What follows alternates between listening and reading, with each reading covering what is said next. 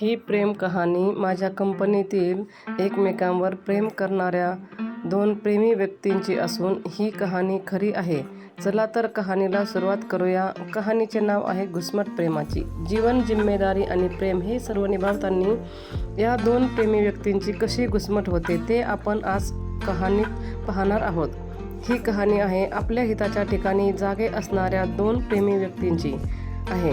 आपल्या हिताच्या ठिकाणी जागे असणाऱ्यांची मायबापे खरंच धन्य असतात हे या कहाणीत स्पष्ट सांगितलेले आहे. आपल्या सर्व भावना झाकून ठेवून जबाबदार जीवन कसे जगतात हे ते आपण पाहूया. मुलाचे नाव आहे वीर व मुलीचे नाव आहे धारा. तर या कहाणीतील व्यक्तींच्या नावात बदल करण्यात आलेला आहे. पण ही कहाणी मी स्वतः 4 वर्ष माझ्या डोळ्यांनी पाहिलेली आहे. या दोघांचे प्रेम पाहून मी ही कहाणी लिहिली आहे. मी ही डोळ्यात टिपलेली प्रेम कहाणी जगाला दाखवावी असे मला वाटले. खरंच खरं प्रेम कसं असतं या दोघांनी इथे खरोखर दाखवलं आहे. ते कसं आपण पाहणार आहोत. जीवनामध्ये वेळ प्रसंग कुठलाही असो, हे दोघे एकमेकांचे कसे राहतात हे मी अगदी जवळून नेहमी पाहते. वीर, धारा आणि मी लेखक आम्ही तिघेही एका कंपनीत 2 लाईनवर काम करतो. तर वीर हा ट्रिम 3 लाईनचा TL आहे व धारा ही ट्रिम 2 लाईनची कॅज्युअल आहे. आणि मी मात्र या दोघांचं प्रेम हे येता जाता नेहमी डोळ्यात टिपत असते. ही दोघेही दिसायला एकदम सुंदर आहेत. अगदी एका पुढे एक फेका वाटावा इतके. आम्हा सर्वांना लगेच समजेल असे यांचे प्रेम. कुणी बघेल धारा किती सुंदर आहे पण तिच्याकडे कुणी बघेल व तो तिला आवडेल असे वीरला कधीच वाटत नाही. धारापेक्षाही सुंदर असणारा वीर लाईनवरील सर्व मुलींना नेहमी आवडतो. मॅडम याचा नंबर द्या ना असं त्या मुली नेहमी म्हणतात. पण धाराला मात्र याचाही नेहमी स्वाभिमानच वाटतो की माझा वीर खरंच किती सुंदर आहे व गुणवानही आहे. तो तर कुणालाही आवडतो, मात्र त्याला फक्त धाराच आवडते हे खरे. जगावेगळे आहे माझं प्रेम असं तिला नेहमी वाटते. मी तर वीरला माझा मुलगाच मानते. कहाणीतील सख्खी सासू आहे मी, म्हणून धारा रोजची बातमी व प्रेमातील घडामोडी मला नेहमीच सांगते. हसत खेळत एकमेकांवर प्रेम करत जीवनाचे अवघे 4 वर्ष निघून गेले. पण या दोघांना मात्र घाईच नाही लग्नाची. आम्ही सर्व कामगार मंडळी, लाईनवरील साहेबही म्हणतात की एवढं प्रेम आहे तर लग्न का नाही करत. तर बघा दुनियावालो, असे हे कंपनीतील 2 व्यक्तींचे प्रेम. कंपनीतील वातावरण चांगले नाही असे नेहमी गेटच्या बाहेरील समाज म्हणतो. असो, जेव्हा ही दोघे व आम्ही यांच्या लग्नाचा विचार करतो तेव्हा मोठा प्रश्न उभा राहतो की दोघांची जात. सर्वांच्या घरचे नेहमी उच्च नीच जात व लहान मोठी फॅमिली या सर्वांची जणू मोजणीच करणारा हा समाज. परिस्थितीची साथ देत 4 वर्षे ही दोघे सोबत राहिलेत. मग आणखी काय पारख असते कुठल्याही नात्यात.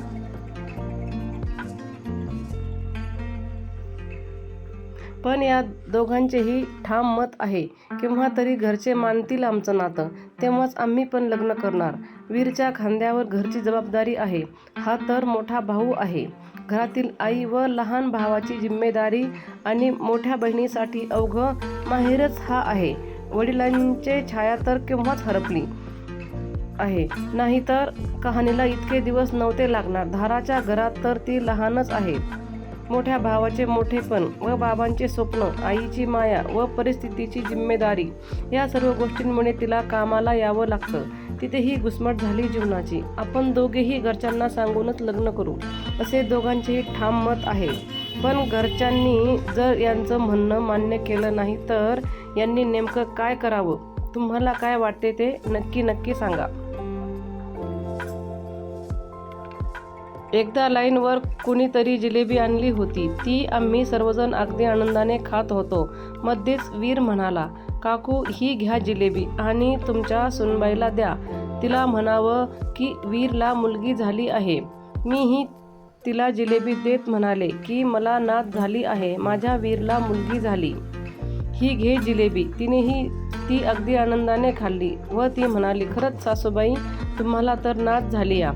मला तर खरंच आनंद होतो या. पण काकू खरंच सांगा ना काय आहे. मध्येच मला एक कविता आठवली. मला खेळायला बाहुली आली, माझ्या वीरला मुलगी झाली. धारा तर खूप आनंदात होती आणि क्षणातच वाईटही वाटलं.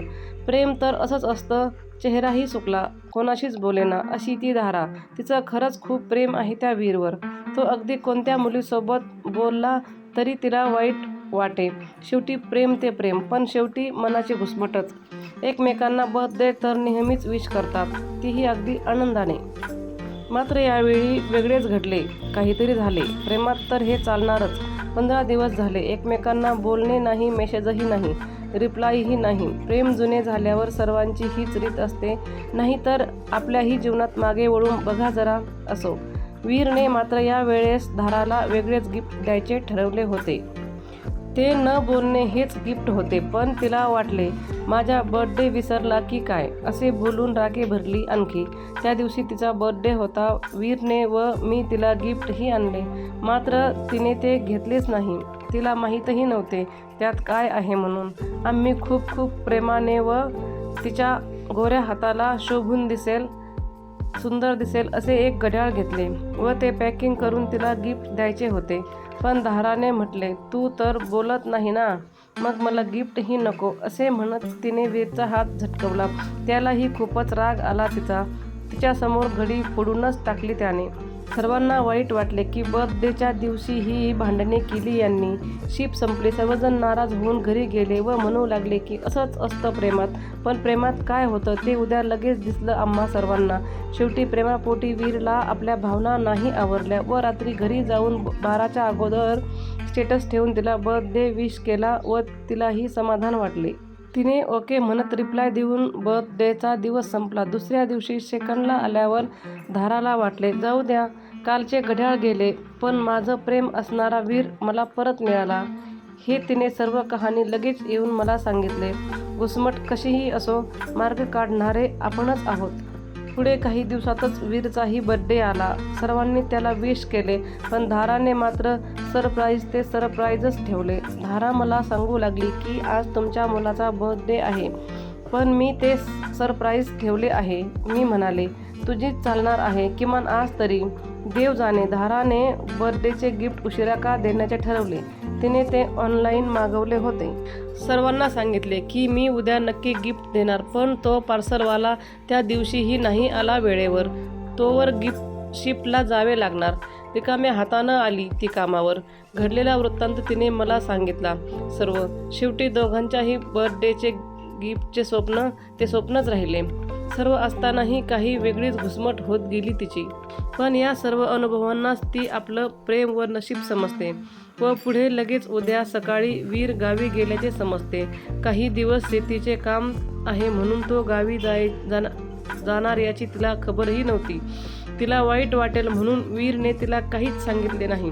मनात काहीतरी घुसमट घेऊन तो वीर गावाकडे गेला. परत वापस येईपर्यंत धाराच्या मनाची ही घुसमटच होणार होती. तर वाचक मित्रांनो, आमची कळवळीची विनंती आहे की ही कहाणी कशी वाटली व या दोघांनी काय निर्णय घ्यावा, यांच्या घरच्यांनी काय म्हणावं. हा 4 वर्षाचा सफर जाणून कोणी नाही म्हणणार का यांना लग्नासाठी. विभक्त झाल्यावर यांनी कसं घुसमटीतच जीवन जगायचं की आपल्या निर्णयाने लग्न करायचं, ते कमेंट करून नक्की सांगा. मृगजळासारखे सर्वच लयाला गेले तर यांच्या जीवनाचं कसं होणार. यांनी हे आपलं म्हणणं एका छान व सुंदर कवितेमध्ये दाखवलं आहे. तर ती कविता कशी आहे ते आपण पुढे पाहणार आहोत. तर कवितेचे नाव आहे मनीचे बोल. धारा म्हणते, गुलाबी जीवन किती वेदना मनाला, प्रेयसीचं नातं कसं लावू मी पणाला. वीर म्हणतो, शब्दों से ये गीत बनाऊं, अपने दिल को कैसे मनाऊं. जीवन में मेरे खुशियों के तूने फूल खिलाए रे, मेरे लिए राही बन गए तुम, हमारा जी भर आया है. मेरे लिए शाही बन गए तुम, हमारा जी भर आया है. धारा म्हणते, माना तेरा होगा सपना, पर हम मानते तुमको अपना. 2 घड़ियों का है ये जीवन, कर पाऊँ मैं तुझको अर्पण. जिंदगी देने वाले तेरी याद सताए रे. तर पुन्हा वीरच्या मनाची ही घुसमट होऊन वीरच्या मनातील कवितेचे शब्द. अल्लडपणा केला मी गुन्हा, सहन होईना मला. जीवन दिले मी तुला गरानी, जीवन दिले मी तुला. आईला सांगतो मनातली गोष्ट, सांगणार तिला मी आज हे स्पष्ट. ॲडजस्ट कर ग तिला, जीवन दिलंय मी तुला गरानी, जीवन दिलंय मी तुला. खुशीत ठेवीन तुला ग बायको, प्रीतीची भाषा येऊ दे ऐको. हाताचा बांधीन झुला, जीवन दिलंय मी तुला ग राणी, जीवन दिलंय मी तुला. सेकंद संपली वाजले 12, कसं मी सोडू तुला ग धारा. जिम्मेदारीनं बांधलंय मला, जीवन दिलंय मी तुला ग राणी, जीवन दिलंय मी तुला. तर ही कविता आपणास कशी वाटली हे नक्की सांगा. खरं प्रेम म्हणजे फक्त भावना नाही तर संयम आणि जबाबदारीही असते. म्हणजेच खरं प्रेम असेल तर ते संयम, आदर, जबाबदारी आणि त्याग यावर उभे राहते. पण जर समाज आणि परिस्थिती याला साथ देत नाही तर या प्रेमात नेहमीच एक अपूर्णतेची घुसमट राहते. तर ही कहाणी आणि कविता लिहिणारी माझी आई रंजना व हे सर्व तुमच्यापर्यंत पोहोचवणारी मी पल्लवी आहे. तर तुम्हाला ही कहाणी आणि कविता कशी वाटली, त्याचबरोबर तुमचे काही सजेशन असतील तर नक्की सांगा. भेटूयात पुढच्या व्हिडिओत. धन्यवाद.